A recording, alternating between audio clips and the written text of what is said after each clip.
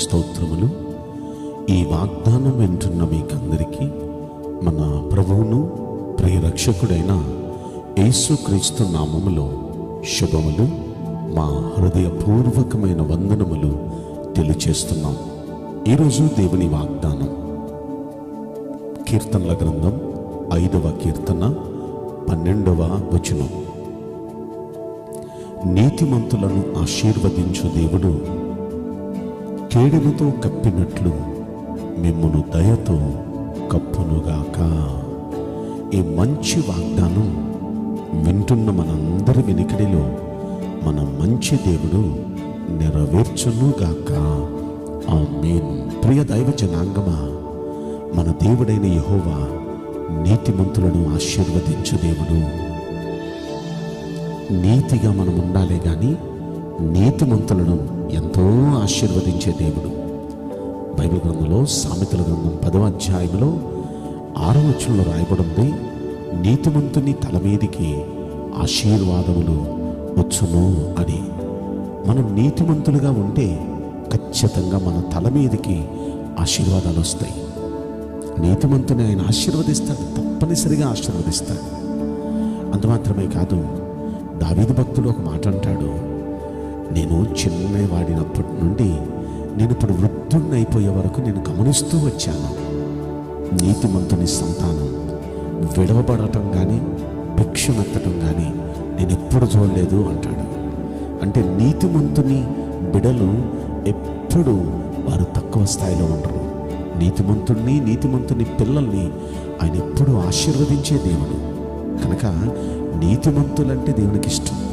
నీతిమంతులు ప్రార్థన చేస్తుంటే కూడా ఆయన కన్నులు వారి మీదే పెట్టి ఆయన చూస్తూ ఉంటాడు. 34వ కీర్తనలో నీతిమంతులు ప్రార్థిస్తూ ఉన్నప్పుడు ఆయన చెవియొగ్గి ఆలకించే దేవుడు, వారిని కన్నులు పెట్టి చూచే దేవుడు. కాబట్టి నీతిమంతులుగా ఉంటే ఆయన చూస్తాడు, ప్రార్థన చేస్తున్నప్పుడు వింటాడు. అది మాత్రమే కాదు, వారి ఆపదలన్నిటి నుండి వారిని తప్పిస్తాడు. నీతిమంతుని విజ్ఞాపన బహుబలంగా వెళ్ళిపోతుంది. ఇంకెలా చెప్పాలంటే సామెతల గ్రంథం 10వ అధ్యాయంలో 24వ వచనంలో అంటాడు, నీతిమంతుడు ఆశించున్నది అతనికి దొరుకుతుందని. అంటే నీతిమంతునిగా ఉంటే ఏది ఆశపడితే అది దొరికిద్ది, ఏది ఆశపడితే అది. అంత మాత్రమే కాదు, నీతిమంతునిగా మనం ఉండాలి కానీ నీతిమంతునిగా ఉన్నవాని ఇల్లు గొప్ప ధననిధిగా ఉంటుందంటండి. నీతిమంతుని ఇల్లు గొప్ప ధననిధిగా. ఇంకా నీతిమంతుని కుటుంబంలో దేవుడు ఘనతను తీసుకుని వస్తాడంట. ఘనతకి ఎక్కుటకు ఆ నీతి కారణమవుతుందంట. ఇలా చెప్పాలంటే ఇక చాలా సంగతులు నీతిమంతుని గురించి దేవుడు ఎన్నెన్నో మాటలు ఈ సామెతల గ్రంథంలో రాయించి పెట్టాడు. కనుక ఇప్పుడు ఇక్కడ కూడా అదే సంగతి జ్ఞాపకం చేస్తున్నాడు. నీతిమంతులను ఆశీర్వదించు దేవుడు అయ్యా నువ్వు. అయితే ఆ నీతిమంతులను ఏం చేస్తాడంటే ఆయన నీతిగా ఉంటే కేడెముతో కప్పినట్లు ఆయన దయతో కప్పుతాడంట. వారిని కేడెముతో కప్పినట్లు ఆయన దయతో కప్పుతాడు.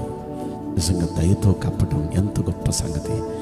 ఆయన 91వ కీర్తనలో అంటాడు, ఆయన తన రెక్కలతో నిన్ను కప్పును, ఆ రెక్కల కింద నీకు ఆశ్రయం కలుగునని. ఆయన దయతో కప్పుతాడు, ఆయన రెక్కలతో కప్పుతాడు. ఎంత అద్భుతం అండి. మనం నీతిమంతులుగా ఉంటే ఆయన తన దయతో మనల్ని కప్పుతాడు, కేడెముతో కప్పినట్లు కప్పుతాడు, రెక్కలతో ఆయన మనల్ని కప్పుతాడు.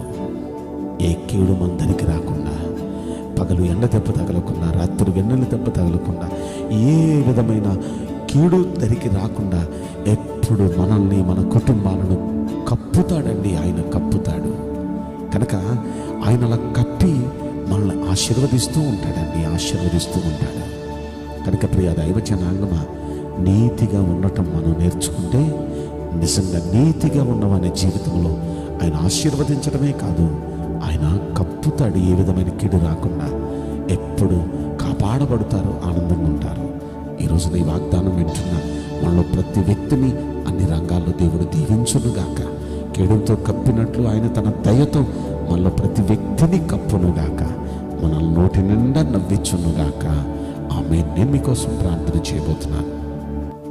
పరిశుద్ధుడా, ప్రేమగల యేసు రాజా, మీ పరిశుద్ధ బంగారు పవిత్రమైన నామమునకు నిండు మనసుతో కోట్ల కొలదిగా స్తుతులు, స్తోత్రములు, వందనాలు చెల్లిస్తున్నాం. ఈ వాగ్దానం వింటున్న ప్రియుల జీవితంలో దయచేసి ఈ వాగ్దానం నెరవేర్చి కృప చూపించండి అయ్యా. వీరు నీతిగా ఉండగలిగితే మీరు ఆశీర్వదిస్తానంటున్నారు. కేడుముతో కప్పినట్లు దయతో కప్పుతానంటున్నారు. దయచేసి మీ బిడ్డల పట్ల ఈ వాగ్దానం నెరవేర్చి మీరే కృప చూపించమని ఈ కొద్ది మనవులు నజరుడైన యేసుక్రీస్తు ప్రశస్తమైన నామములో మిక్కిలి వినయముతో ప్రార్థించి బ్రతిమలాడి వేడుకుంటున్నాం ప్రియ పరలోకపు తండ్రి. ఆమేన్. May God bless you all. Thank you.